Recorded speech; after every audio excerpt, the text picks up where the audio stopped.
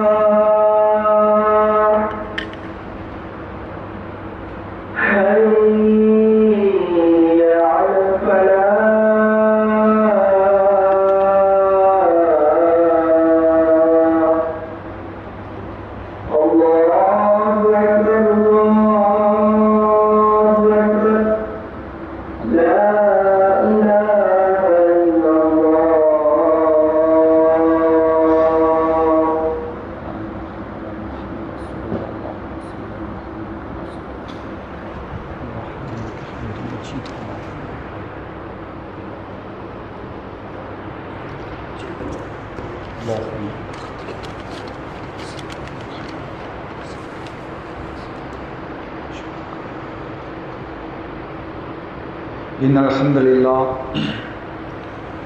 نحمده ونستعينه ونستغفره ونعوذ بالله من شرور أنفسنا ومن سيئات أعمالنا من يهده الله فلا مضل له ومن يضلل فلا هادي له وأشهد أن لا إله إلا الله وحده لا شريك له وأشهد أن محمدًا عبده ورسوله أما بعد يا أيها الذين آمنوا اتقوا الله حق تقاته ولا تموتن إلا وأنتم مسلمون يا أيها الذين آمنوا اتقوا الله وقولوا قولا سديدا يصلح لكم أعمالكم ويغفر لكم ذنوبكم ومن يطع الله ورسوله فقد فاز فوزا عظيما يا أيها الناس اتقوا ربكم الذي خلقكم من نفس واحدة وخلق منها زوجها وبث منهما رجالا كثيرا ونساء واتقوا الله الذي تساءلون به والأرحام إن الله كان عليكم رقيبا. எல்லா புகழும் புகழ்ச்சியும் அல்லாஹ் ஒருவனுக்கே உரித்தாகட்டுமாக. அல்லாஹுடைய அருளும் கருணையும் நம் உயிரிலும் மேலான நபிகள் நாயகம் ஸல்லல்லாஹு அலைஹி வஸல்லம் அவர்களின் மீதும் அவர்களை அப்படியே பின்பற்றி வாழ்ந்த சத்திய சஹாபாக்கள் மீதும் தாபீன்கள் தபா தாபீன்கள் மீதும் குறிப்பாக இங்கு நிலவக்கூடிய நம் அனைவரின் மீதும் என்றென்றும் நின்று நிலவட்டுமாக. பேரன்புக்குரிய எல்லாம் வல்ல அல்லாஹ்வின் நல்லடியார்களே, அல்லாஹுடைய மாபெரும் கிருபையினால் அவனுடைய அருள் நிறைந்த இந்த ஜும்மாவுடைய தினத்தில் அவன் நம் மீது கடமையாக்கியிருக்கிற இந்த ஜும்மாவுடைய தொழுகையை நிறைவேற்றுவதற்காக நாம் எல்லாம் இங்கே ஒன்று கூடியிருக்கிறோம். எப்படி அல்லாஹ் ரப்புல் ஆலமீன் இந்த இடத்தில் நாம் அனைவரையும் ஒன்று கூட்டினானோ அதே போல நாளை மறுமையிலே அல்லாஹ் தயாரித்திருக்கிற சொர்க்கத்திலே உயர்ந்த சொர்க்கமான ஜன்னத்துல் ஃபிர்தௌஸ் என்ற உயர்ந்த சொர்க்கத்தில் நாம் அனைவரையும் ஒன்று சேர்க்க வேண்டும் என்று பிரார்த்தனை செய்தவனாக எனது இந்த உரையை நான் ஆரம்பம் செய்கிறேன். அன்புள்ள சகோதர சகோதரிகளே, அல்லாஹ் ரப்புல் ஆலமீன் மனித சமுதாயத்தை படைத்ததற்கான நோக்கத்தை சொல்லி காட்டும் பொழுது, வமா ஹலக்துல் ஜின்ன வல் இன்ஸ இல்லா லியஅ்புதூன், மனிதர்களையும் ஜின்களையும் என்னை வணங்குவதற்காக அன்றி வேறு எதற்காகவும் நான் படைக்கவில்லை என்று அல்லாஹ் ரப்புல் ஆலமீன் திருமறை குர்ஆனிலே சொல்லி காட்டுகிறான். அப்படி அல்லாஹ் ரப்புல் ஆலமீன் மனித சமுதாயத்துக்கான நோக்கமே என்ன என்று கேட்டால், இந்த உலகத்தில் அல்லாஹ் சொன்ன அடிப்படையில் தங்களுடைய வாழ்க்கையை அமைத்து கொள்ள வேண்டும் என்ற நோக்கத்தில் தான் அல்லாஹ் ரப்புல் ஆலமீன் படைத்திருக்கிறான். அப்படி அல்லாஹ் சொன்ன வணக்கங்களிலே மிக பிரதானமான வணக்கமாக அல்லாஹ் திருமறை குர்ஆனிலே தொழுகை என்கிற வணக்கத்தை நமக்கு சொல்லி காட்டுகிறான். நாமெல்லாம் அதிகமான செய்திகளில் அறிந்திருப்போம். அல்லாஹ் ரப்புல் ஆலமீன் திருமறை குர்ஆனிலே 90 இடங்களுக்கு மேலாக தொழுகையை பற்றி பேசியிருக்கிறான். இன்னும் சொல்ல போனால், இந்த உலகத்தில் ஒரு மனிதர் இஸ்லாமிய மார்க்கத்தை ஏற்றுக்கொண்ட பிறகு அவர் மீது சுமத்தப்பட்ட அடுத்த கடமையாக நபிகள் நாயகம் ஸல்லல்லாஹு அலைஹி வஸல்லம் அவர்கள் தொழுகையைத்தான் சொன்னார்கள். இன்னும் சொல்ல போனால் எந்த அளவுக்கு சொன்னார்கள் என்று கேட்டால், ஒரு முஸ்லிமுக்கும் காஃபிருக்கும் இடையே உள்ள வேறுபாடு தொழுகைதான் என்று அல்லாஹ்வுடைய தூதர் சொன்னார்கள். அந்த அடிப்படையில் இந்த உலகத்திலே ஒரு முஸ்லிமையும் காஃபிரையும் பிரித்து காட்டக்கூடிய செயலாக தொழுகையை நபிகள் நாயகம் ஸல்லல்லாஹு அலைஹி வஸல்லம் அவர்கள் வலியுறுத்தினார்கள். அது மாத்திரமல்லாமல் நாளை மறுமையிலே அல்லாஹ் ரப்புல் ஆலமீன் நாம் அனைவரையும் எழுப்பி விசாரணை நடத்த போகிறான். அந்த விசாரணை எப்படி இருக்கும் என்று கேட்டால், சில மனிதர்களை அல்லாஹ் திரை போட்டு விசாரிப்பான். அந்த விசாரணை மிக இலகுவான விசாரணையாக இருக்கும். சில மனிதர்களை அல்லாஹ் மக்கள் மத்தியிலே பகிரங்கமாக அல்லாஹ் ரப்புல் ஆலமீன் விசாரிப்பான். அந்த விசாரணை கடுமையான விசாரணையாக இருக்கும். சில மனிதர்களை அல்லாஹ் ரப்புல் ஆலமீன் துருவி துருவி விசாரணை செய்ய ஆரம்பிப்பான்.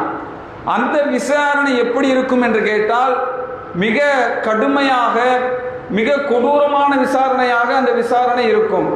அப்படி அல்லாஹ் ரப்புல் ஆலமீன் மனிதர்களை எழுப்பி விசாரிக்கக்கூடிய விசாரணை கேள்விகளிலே முதல் கேள்வியாக அல்லாஹ் ரப்புல் ஆலமீன் நம்மை பார்த்து கேட்கிற கேள்வி தொழுகையை பற்றியானதாக இருக்கும் என்று நபிகள் நாயகம் ஸல்லல்லாஹு அலைஹி வஸல்லம் அவர்கள் சொன்னார்கள். அந்த அடிப்படையில் இந்த உலகத்தில் மரணித்த பிறகு நாளை மறுமையிலே அல்லாஹ் நம்மை எழுப்பி கேட்கிற முதல் விசாரணையே தொழுகைதான். தொழுகையை பற்றியான கேள்விக்கு பிறகுதான் இந்த உலக வாழ்க்கையிலே பொருளாதாரத்தை பற்றியோ, குடும்பத்தை பற்றியோ, சமூகத்தை பற்றியோ, அல்லது நம்மிடத்திலிருந்து வெளிப்படக்கூடிய பாவங்களை பற்றியோ, நன்மைகளை பற்றி அல்லாஹ் நம்மை விசாரணை நடத்த போகிறான். அந்த அளவுக்கு நபிகள் நாயகம் ஸல்லல்லாஹு அலைஹி வஸல்லம் அவர்கள் தொழுகையை பற்றி இவ்வளவு செய்திகளிலே நமக்கு சொன்னார்கள். அதோடு மட்டுமல்லாமல் இவ்வளவு செய்திகளை தொழுகையை பற்றி நாம் எல்லாம் அறிந்திருக்கிறோம். பெரும்பாலும் குர்ஆன் சுன்னா பேசுகிற மக்கள் மத்தியிலே நாம் பெரும்பாலான தௌஹீத்வாதிகளிடத்திலே தொழுகை இருக்கிறது. நாம் குர்ஆன் சுன்னாவை பேசுகிற தௌஹீத் மக்களை எடுத்து பார்த்தால் பெரும்பாலான கிட்டத்தட்ட 90% மக்களிடத்திலே தொழுகையை பேணக்கூடியவர்களாக, தொழக்கூடியவர்களாக இருக்கக்கூடிய மக்களாக பார்க்கிறோம்.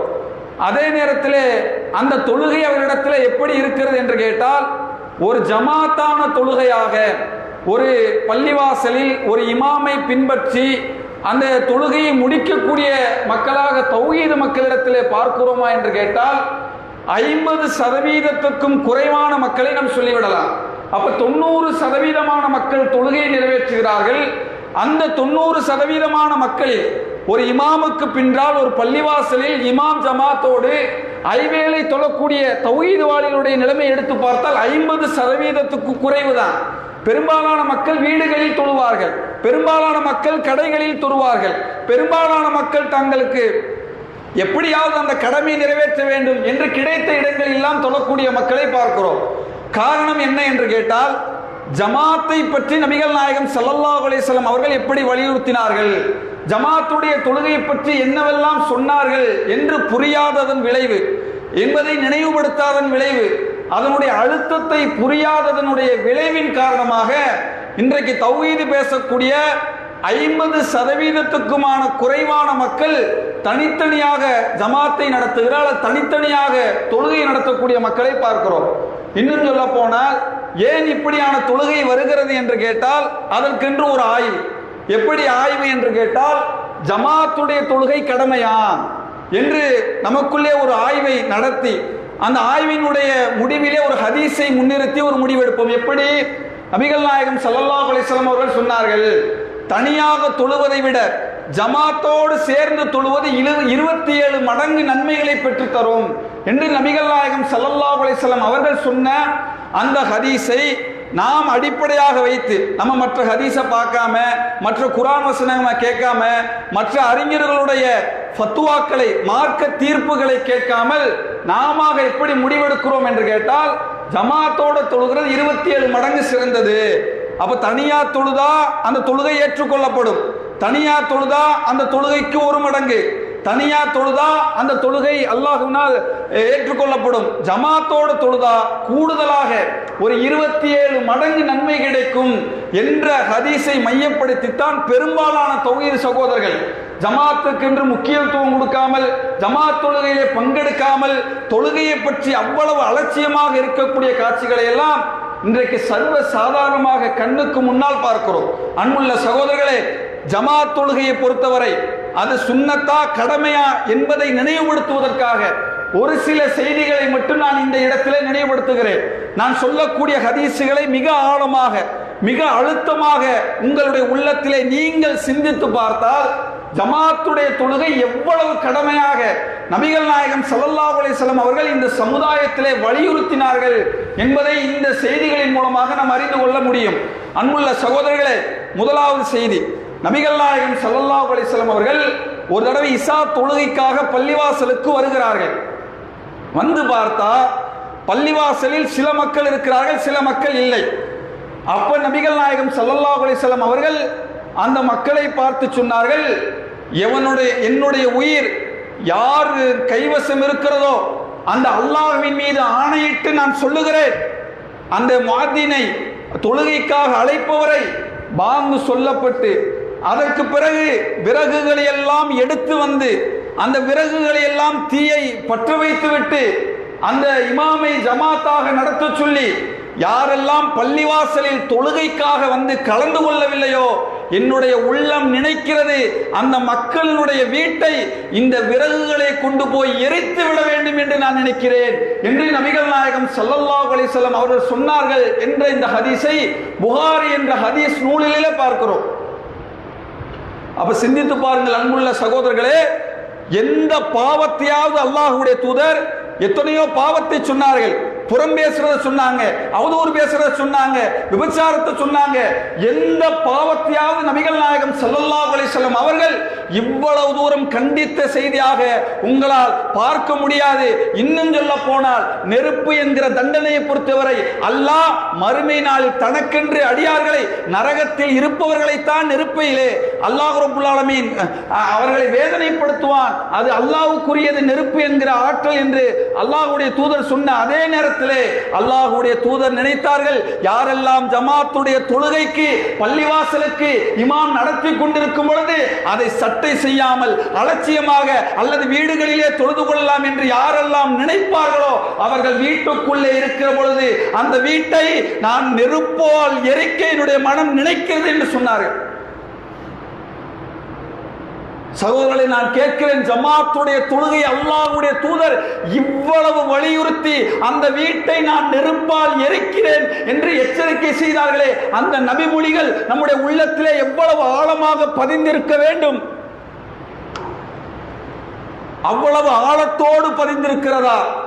அந்த அளவு எவ்வளவு அழுத்தமாக சொன்னார்களோ அதே அழுத்தமாக இன்றைக்கு ஒவ்வொரு ஜமாத்துடைய தொழுகையும் ஃபஜரா, லுஹரா, அஸ்ரா, மக்ரிபா, இஷாவா ஒவ்வொரு வக்தையும் இமாம் ஜமாத்தோடு இகாமத் சொல்லப்பட்ட பிறகு அந்த ஐவேளை ஜமாத்தை இமாம் ஜமாத்தோடு தொழுவேன் என்று அவ்வளவு ஆழத்தோடு தொழுதவர்கள்.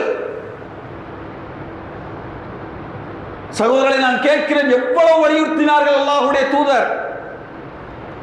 ஒரு மனிதர் நபிகள் நாயகம் ஸல்லல்லாஹு அலைஹி வஸல்லம் அவரிடத்திலே வருகிறார்.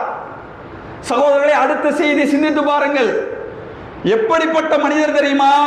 கண் பார்வை இல்லாத குருடரான ஒரு மனிதர் அல்லாஹ்வுடைய தூதரிடத்தில் வருகிறார். வந்து கேட்கிறார், சகோதரர்களே, இந்த செய்தி புது செய்தி அல்ல, முதல் முறை இந்த ஹதீஸை நாம் கேள்விப்படவில்லை.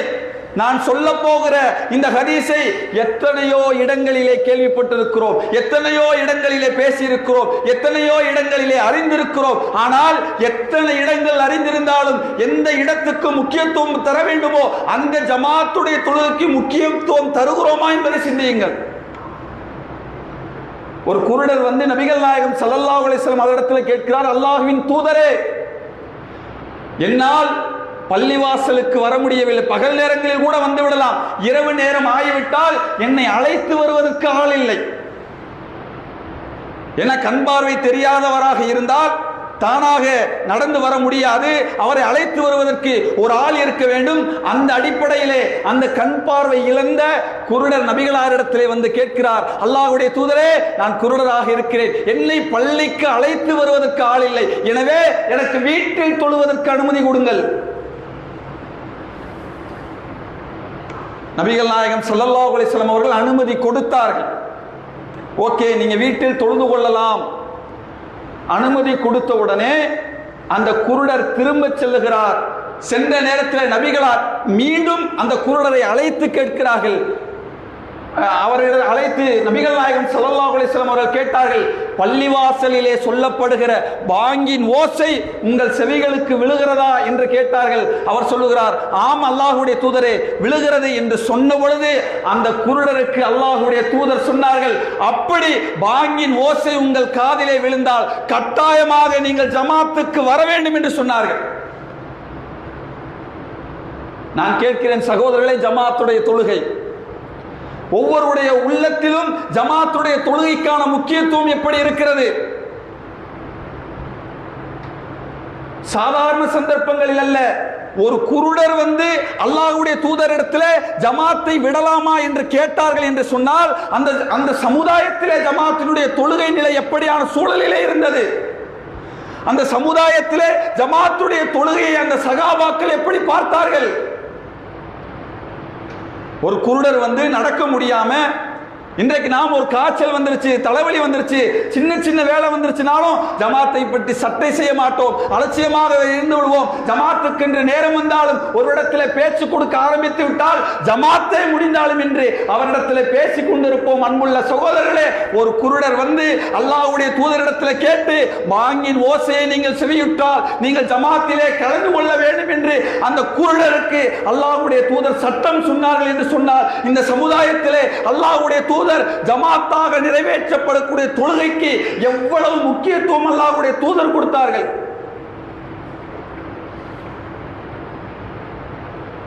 சகோதரர்களே, இன்றைக்கு பார்க்கிறோம் எப்படி இருக்கிறது ஜமாத்துடைய தொழுகை. அடுத்த செய்தி, அப்துல்லா இப்னு மஸ்ஊத் ரலியல்லாஹு அவர்கள் அறிவிக்கிறார்கள், எங்களுடைய காலத்திலே யாரெல்லாம் ஜமாத்துடைய தொழுகைக்கு வரவில்லையோ நாங்கள் அத்தனை பேரும் அவர்கள் அறிந்திருந்தோம், தெளிவான முனாஃபிகீன்களை தவிர வேறு யாரும் ஜமாத்துடைய தொழுகையில் கலந்து கொள்ளாமல் இருக்க மாட்டார்கள். முனாஃபிகீன்கள் தான் ஜமாத்துடைய தொழுகையில் கலந்து கொள்ளாமல் இருப்பவர்கள் என்று சொன்னார்கள்.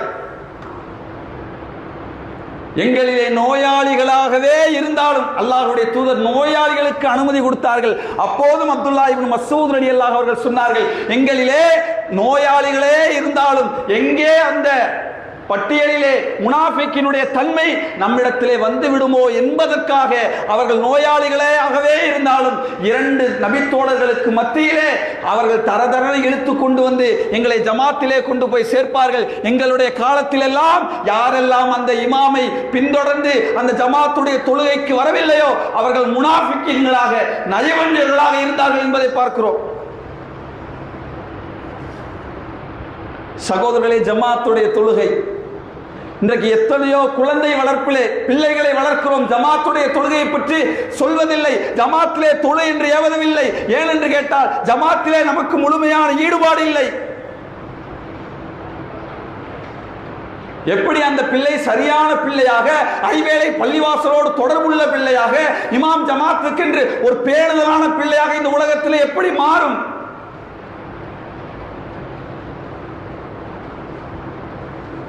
இந்த அளவுக்கு நபிகள் நாயகம் ஸல்லல்லாஹு அலைஹி வஸல்லம் அவர்கள் ஜமாத்துடைய தொழுகையை வலியுறுத்தினார்கள் என்று சொன்னால் இந்த சமுதாயத்திலே ஜமாத்துடைய தொழுகைக்கு எவ்வளவு பேணுதலாக இருக்க வேண்டும்.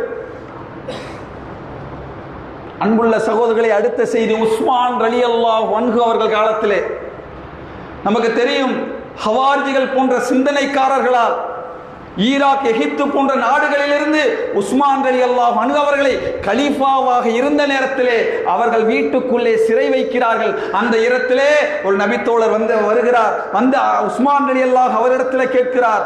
உபைதுல்லா இப்னு அத்தீ இப்னு ஹியார் என்கிற நபித்தோழர் வந்து உஸ்மான் ரலியல்லாஹு இடத்துல கேட்கிறார், உஸ்மான் அவர்களே, நீங்கள் தான் எங்களுக்கு தலைவர், நீங்கள் தான் எங்களுக்கு இமாமாக இருக்கிறீர்கள். ஆனால் பள்ளிவாசலிலே உங்களை எதிர்க்கிற, குழப்பத்தை விளைவிக்கிற ஒருவர் இமாமாக இருந்து தொழுகை வைக்கிறார். அந்த தொழுகையிலே பங்கெடுக்க எங்களுக்கு சங்கடமாக இருக்கிறது. அங்கே நின்று தொழுகை எங்களால் தொழ முடியவில்லை. எனவே அவரை நாங்கள் பின்பற்றி தொழலாமா என்று உஸ்மான் ரலியல்லாஹு அவரிடத்தில் கேட்ட பொழுது, அன்புள்ள சகோதரர்களே, உஸ்மான் ரலியல்லாஹு அவர்கள் சொன்ன வார்த்தை என்ன தெரியுமா? என் தோழரே, இந்த உலகத்திலே மக்கள் எல்லாம் செய்கிற எத்தனையோ நல்ல விஷயங்களிலே அழகான செயல்கள் எது தெரியுமா? அது தொழுகைதான். தொழுகைதான் இந்த உலகத்திலே செய்கிற, மக்கள் செய்கிற அமல்களிலே மிகச்சிறந்த ஒரு அழகான அமல். மக்கள் எல்லாம் நல்ல விஷயங்களை செய்ய ஆரம்பித்தால் அவர்களோடு சேர்ந்து கொள்ளுங்கள். அல்லது அவர்களை குழப்பம் விளைவித்தால், எந்த குழப்பம் செய்கிறார்களோ அதிலிருந்து மட்டும் அவர்களை நீங்கள் தவிர்த்து விடுங்கள். குழப்பத்தை விட்டுட்டு என்ன சொல்ல வருகிறார்கள் அவங்களோட தொழுங்க. தொழுகையை புறக்கணிச்சிடாதீங்க, ஜமாத்தை புறக்கணித்து விடுவார்கள். சொன்னது யார்? உஸ்மான் ரலியல்லாஹு அவர்கள். ஒரு நாட்டினுடைய ஆட்சி தலைவர், முன்மாதிரியாக நின்று அந்த சமூகத்தை வழிநடத்தக்கூடிய ஒரு தலைவரின் பொறுப்பிலே இருந்தவர். சகோதரன், நான் கேட்கிறேன், இன்றைக்கு தௌஹீது மக்களிடத்தில் எப்படி ஜமாத் தொழுகை? ஒரு அமைப்புல, ஒரு இயக்கத்தில் உறுப்பினராகிவிட்டால் ஒரு பள்ளியை விட்டுட்டு இன்னொரு பள்ளிக்கு போவதற்கு கூட நமக்கு மனம் இல்லை. இங்கே 8:10 ஜமாத்து, அருகில இருக்கிற பள்ளிக்கு 8:20 ஜமாத். ஒருவேளை 10 நிமிடம் தாமதமாக இந்த இடத்துக்கு வந்து விட்டால் கூட 10 நிமிஷம் போனா அங்கே ஜமாத்து கிடைக்குமே என்று போகக்கூடிய சகோதரர்கள் எத்தனை பேர்? நான் கேட்கிறேன், என்ன முக்கியத்துவம்? என்ன இஸ்லாத்துக்கான முக்கியத்துவம்? என்ன ஜமாத்துக்கான முக்கியத்துவம்? ஒரு இயக்கத்தில் இருந்தா அந்த பள்ளி எந்த தொழுகை நடந்தாலும், எங்கே இருந்தாலும் அருகிலே ஜமாத் நடக்கும். இங்கே வந்தால் கூட ஒருவேளை தாமதமாக இருக்கலாம், அருகிலே இருக்கிற பள்ளிவாசலில் ஜமாத்தை பிடித்துக் கொள்ளலாம். எனவே ஜமாத்துக்காக ஓடுவேன் என்று ஜமாத்தை முன்னிறுத்தி, அல்லாஹ்வுடைய தூதருடைய பொன்மொழிகளை முன்னிறுத்தி அந்த ஜமாத்தை நிறைவேற்ற வேண்டும் என்று துடித்தவர்கள் எத்தனை பேர்? சகோதரர், உள்ளத்திலே என்ன? நாம் ஒரு அமைப்பு நடத்துகிறோம், இயக்கம் நடத்துகிறோம். எதற்கு? மறுமை வெற்றிக்காக. உலகத்திலே கிடைக்கிற லாபம் இல்லை. இந்த அமைப்பை வைத்து அதிகாரமோ ஆட்சியை பிடிக்கிற நோக்கம் இல்லை. இந்த அமைப்பின் மூலமாக, இதன் மூலமாக நிர்வாகிகள், மக்கள், ஆண்கள், பெண்கள் அனைவரும் நாளை மறுமையிலே சுவனவாசிகளாக மாற வேண்டும் என்ற நோக்கத்தில் தான் தௌஹீது இயக்கங்கள் தான் செயல்படுகிறது. ஆனால் அன்புள்ள சகோதரர்களே, இன்றைக்கு ஒரு சில தௌஹீத்வாதிகள், ஒரு சில இயக்கவாதிகளை பார்க்கிறோம். தன் பள்ளியிலே ஜமாத்தை முடிந்து விட்டால் கூட பக்கத்தில் 5 நிமிஷம் தான், 10 நிமிஷம் தான் இங்கே தொழுகையில் கலந்து கொண்டால் எந்த குழப்பமும் வரப்போவதில்லை. யாரையும் உங்களை கேள்வி எழுப்ப போவதும் இல்லை. ஆனாலும் போக மாட்டோம். இன்னும் எந்த அளவுக்கு நான் தௌஹீது மக்களிடத்தில், சகோதரர்களை நான் கேட்கிறேன், பிரிவு தௌஹீது மக்களிடத்தில் எந்த அளவுக்கு என்று கேட்டால், ஒரு ஜமாத்தில், இயக்கத்தில் அதுவரையும் பயணிப்பார். நிர்வாகிகளுக்குள்ளே இருக்கிற ஒரு சின்ன மனஸ்தாபம் சகோதரரை கண்ணுக்கு எங்க போயிருது தெரியுமா? 2 பேர் 3 பேர் நிர்வாகியாக இதே பள்ளிவாசலில் 5 ஆண்டு காலம், 10 ஆண்டு காலம் பள்ளிவாசலுக்காக உழைத்தவர், பாடுபட்டவர், வசூலித்தவர். ஏதோ ஒரு கருத்து வேறுபாடு, நிர்வாகிக்குள்ள பிரச்சனை. 2 பேர் வெளியேறினால் அவர்கள் செய்கிற அடுத்த ஆலோசனை தெரியுமா? எங்க பள்ளிவாசல் அமைக்கலாம், எங்க தொழுகை நடத்த, இவர் பின்னாடி தொழ முடியுமா, இவர் எப்படிப்பட்டவர் தெரியுமா, இவர் அதை செய்தார் தெரியுமா, இவர் இதை செய்தார் தெரியுமா? அப்படி பிரிந்து பிரிந்து பிரிந்து தான் நம்மையும் அறியாமல் இந்த இடத்திலே நின்று கொண்டிருக்கிறோம். சகோதரர்களே, நான் நிதர்சனத்தை பேசுகிறேன். இன்றைக்கும் கூட அது எந்த தௌஹீது பள்ளியாக இருக்கலாம், ஒரு முழு வீச்சிலே செயல்படுகிற 2 பேர் 3 பேர் பிரிந்தால் கூட தனி ஜும்மா தனி ஜமாத்து அந்த பள்ளிவாசலை நிர்வகிக்கிற எந்த பண்பும் இருக்காது. ஆனாலும் பள்ளிவாசல் எங்க போய் நிற்கிறோம் பாருங்க. ஜமாத்துக்கு என்ற ஒரு முக்கியத்துவம் இல்லை. உஸ்மான் ரலியல்லாஹு அவர்கள் ஒரு கலீஃபாவாக இருந்து தன்னை கொலை செய்வதற்காக வந்து ஒரு கூட்டம் இருக்கிறது என்று தெரிந்து அவர் குழப்பவாதியாகவே இருந்தாலும் அவரை பின்பற்றி தொழுங்கள், ஏனென்றால் தொழுகை ஜமாத் அவ்வளவு முக்கியத்துவம் என்று சொன்னார்களே. அன்புள்ள சகோதரர்களே, அதே முக்கியத்துவம் இன்றைக்கு தௌஹீது பேசுகிற நாம் கொடுக்கிறோமா என்பதை நாம் ஒவ்வொருவரும் சிந்திக்க கடமைப்பட்டிருக்கிறோம்.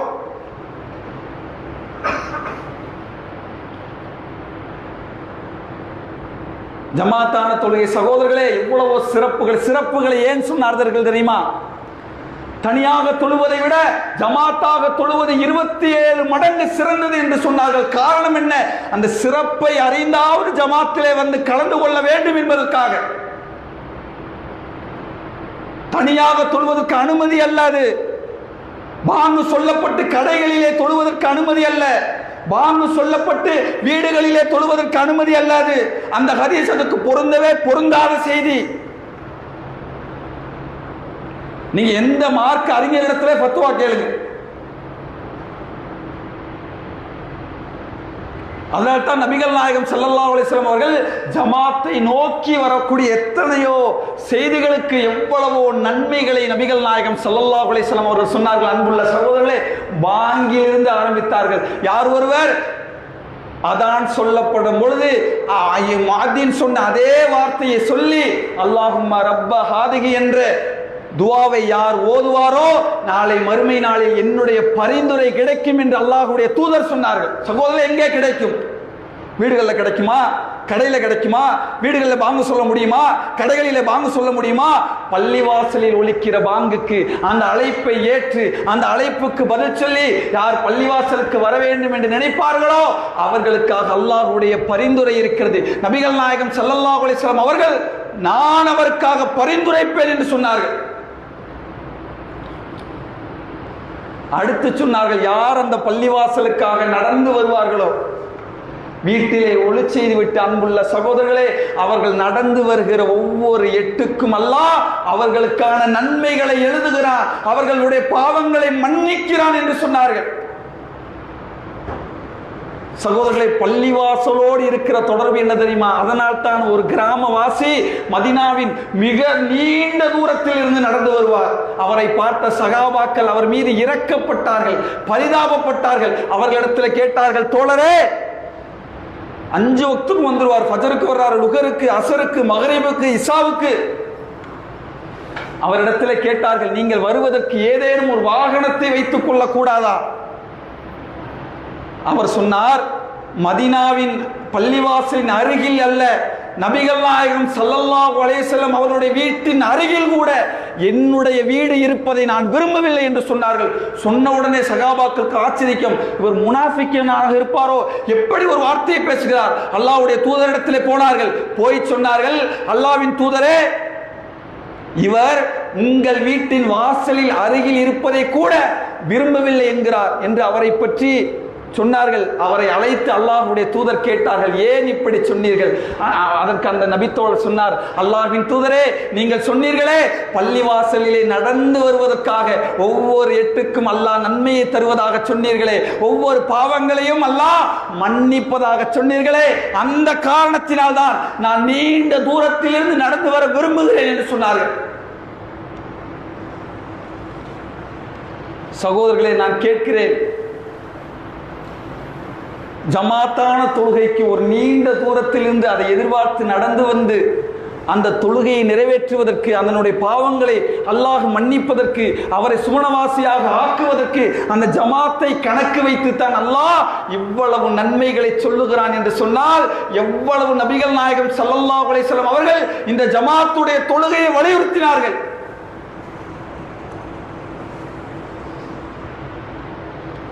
மேலும் நபிகள் நாயகம் ஸல்லல்லாஹு அலைஹி வஸல்லம் அவர்கள் சொன்னார்கள்,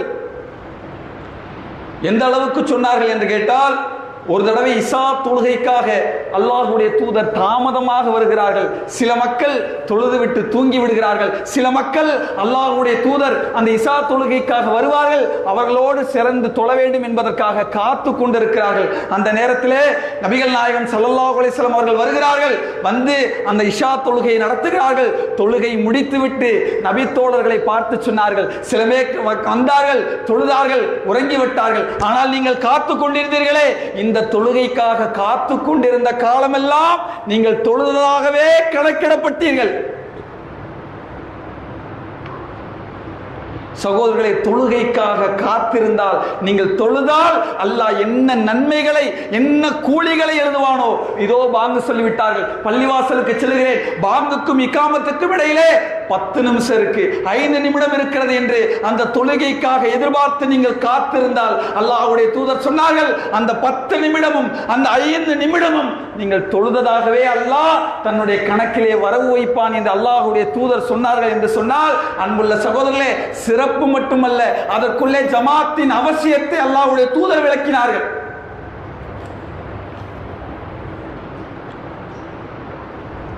மேலும் சொன்னார்கள், யார் ஒருவர் இமாம் ஜமாத்தோடு தொழுகை முடித்துவிட்டு தொழுது அந்த இடத்திலே அமர்ந்து கொண்டிருப்பாரோ, அவர் அமர்ந்து கொண்டிருக்கிற காலமெல்லாம் அவருக்காக மலக்குகள் அல்லாஹ்விடத்தில் கையேந்துகிறார்கள். இறைவா, இவருடைய பாவத்தை மன்னித்து விடு, இறைவா இவருக்கு அருள் புரி என்று சொல்லி மலக்குகள் அவருக்காக கையேந்துகிறார்கள் என்று அல்லாஹ்வுடைய தூதர் சொன்னார்கள். சகோதரர்களே, சிறப்பு மட்டுமல்ல, ஜமாத்தின் அவசியம்.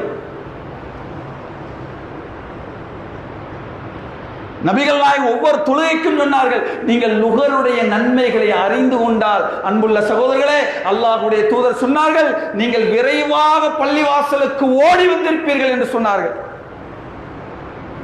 இன்னொரு செய்தியிலே அல்லாஹ்வுடைய தூதர் சொன்னார்கள், நீங்கள் இஷாவினுடைய நன்மையும் ஃபஜ்ர் தொழுகையிலே ஜமாத்திலே கலந்து கொண்டவருடைய நன்மைகளையும் நீங்கள் அறிந்து கொண்டால், அல்லாஹ்வுடைய தூதர் சொன்னார்கள், வீட்டிலிருந்து நடந்து அல்ல, வாகனத்தில் அல்ல, தவழ்ந்தாவது பள்ளிவாசலுக்கு நீங்கள் வந்திருப்பீர்கள்.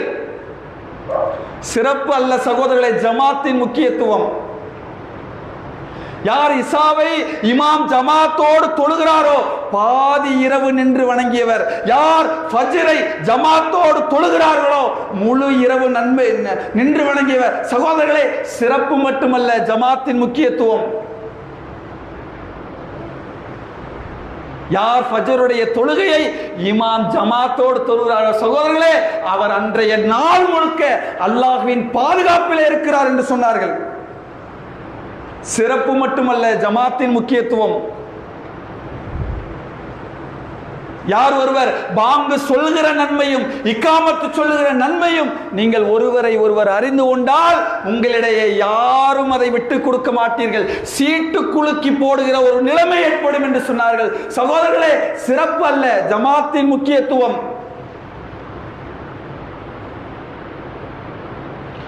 யார் ஒருவர் அசருடைய தொழுகையை தவற விட்டு விடுவாரோ அவர் குடும்பத்தையும் செல்வத்தையும் இழந்த அனாதையாகி விடுகிறார் என்று அல்லாஹ்வுடைய தூதர் சொன்னார்கள். அன்புள்ள சகோதரர்களே, ஜமாத்தின் முக்கியத்துவம்.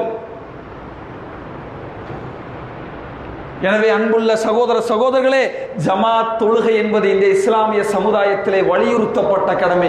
எனவே அன்புள்ள சகோதரர்களே, இந்த இஸ்லாமிய மார்க்கத்தை ஏற்றுக்கொண்டவர்களை எல்லாம் அன்றைக்கு யாரெல்லாம் ஜமாத்திலே இருந்தார்களோ அவர்கள்தான் முஸ்லீமாகவே அடையாளப்படுத்தப்பட்டார்கள் என்ற செய்திகளை எல்லாம் நாம் நபி மொழிகளின் வாயிலாக நாம் அறிகிறோம். எனவே இந்த ஜமாத்துடைய தொழுகையை இனி வரக்கூடிய காலங்களிலாவது அந்த இமாமை பின்பற்றி அங்கு தொழக்கூடிய நன்மக்களாக அல்லாஹ் ரப்புல் ஆலமீன் உங்களையும் என்னையும் ஆக்கி அருள வேண்டும் என்று கூறி என்னுடைய இந்த முதல் உரையை நிறைவு செய்கிறேன்.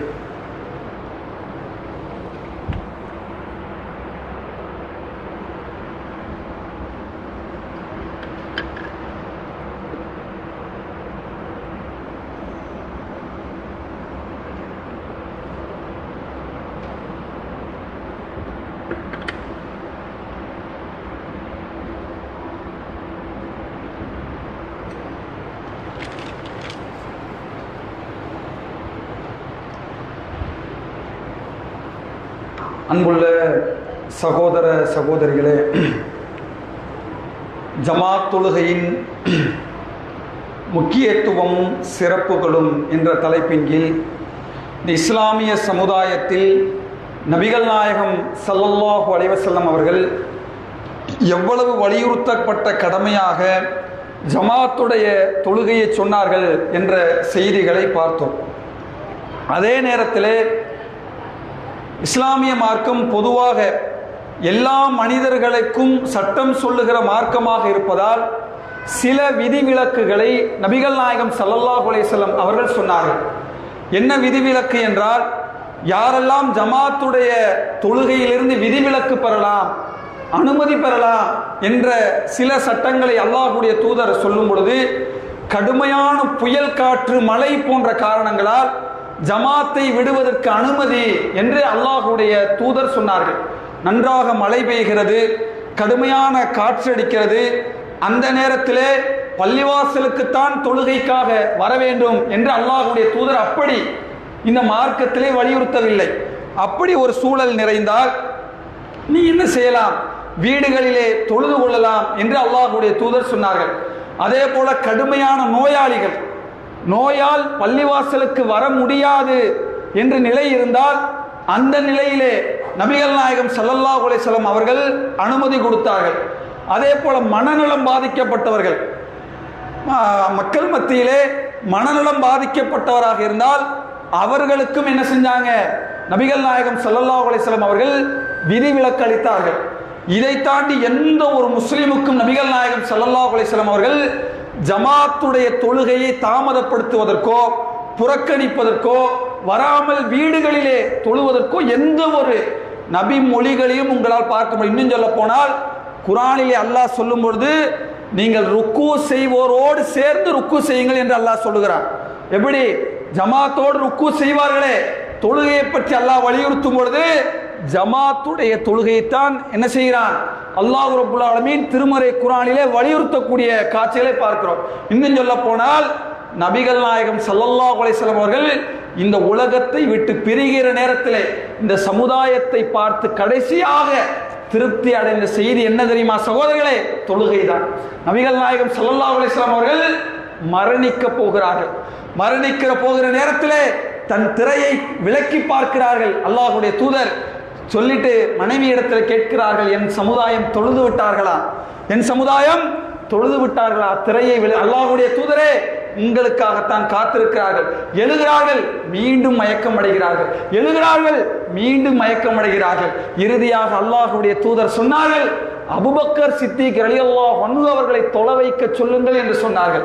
அன்புள்ள சகோதரர்களே, அல்லாஹ்வுடைய தூதர் கடுமையான நேரத்தில் கூட 2 நபித்தோழருடைய தோள்களில் கைகளை போட்டுக்கொண்டு தரதர என்று ஜமாத்திலே வந்து தொழுகக்கூடிய காட்சிகளை பார்க்கிறோம். இறுதியாக அல்லாஹ்வுடைய தூதர் அபூபக்கர் சித்திக் ரலியல்லாஹு அன்ஹு அவர்களை தொலை வைத்துவிட்டு தன் சமுதாயத்தை பார்த்து, அந்த தொழுகையை பார்த்து நபிகள் நாயகம் ஸல்லல்லாஹு அலைஹி வஸல்லம் அவர்கள் கடைசியாக திருப்திப்பட்ட கொண்ட செய்திதான் ஜமாத்துடைய தொழுகை. எனவே அன்புள்ள சகோதரர்களே, ஜமாத்தை விடுவது என்பது சாதாரண குற்றம் அல்ல. நாளை மறுமையிலே நம்மை நரகத்துக்கு அழைத்து செல்லக்கூடிய குற்றமாக அல்லாஹ் திருமறை குர்ஆனிலே சொல்லி காட்டுகிறான். ஃபவைலுல் லில் முஸல்லீன், கவனமற்ற தொழுகையாளிக்கு கேடு என்கிறான். யார்?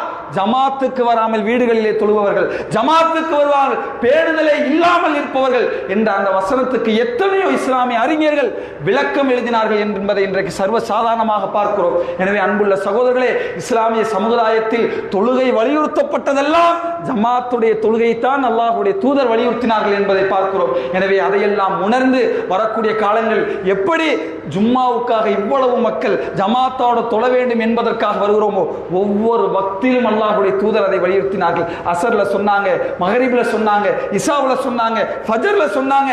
ஆனால் இவ்வளவு வலியுறுத்தி சொன்னோம், இவ்வளவு சிறப்புகளை சொல்லியும் நாம் இன்றைக்கு அந்த தொழுகையின் விஷயத்திலே மிக மிக அலட்சியமாக இருக்கக்கூடிய சகோதரர்களை பார்க்கிறோம். சகோதரர்களே, இந்த உலகத்தில் நீங்கள் மரணித்த பிறகு நாளை மறுமையில எழுப்பி உங்களை கேட்கிற முதல் கேள்வி உங்கள் தொழுகை குறித்து தான் இருக்கும். சகோதரர்களே, வேறு எந்த ஒன்றுக்கும் நான் அதை செய்தேன், லட்சத்தை செலவழிச்சேன், கோடியை செலவழிச்சேன், என் மூலமாக 1000 பேர் நேர்வழி வந்தார்கள், என் மனைவியை நல்லா பார்த்தேன், பிள்ளைக்கு நல்லா படிக்க வச்சேன், அல்லாஹ்ட்ட பேச முடியாது. முதல் கேள்வியை தவறு என்றால் தூக்கி நம்மை நரகத்துக்கு இழுத்து செல்லுகிற ஒரு பேராபத்தாக தொழுகை இந்த சமுதாயத்தில் இருப்பதை பார்க்கிறோம். இனி வரக்கூடிய காலங்களில் அந்த தொழுகை என்கிற அந்த முக்கியத்துவத்தை உணர்ந்து, ஜமாத்துடைய தொழுகை என்கிற அந்த முக்கியத்துவத்தை உணர்ந்து, இமாம் ஜமாத்தாக அந்த தொழுகையை நிறைவேற்றக்கூடிய நன்மக்களாக அல்லாஹ் ரப்பல் ஆலமீன் உங்களையும் என்னையும் ஆக்கி அருள வேண்டும் என்று கூறி என்னுடைய இந்த உரையை நிறைவு செய்கிறேன். வாஹிரு தஅவானா அல்ஹம்துலில்லாஹி ரப்பில் ஆலமீன்.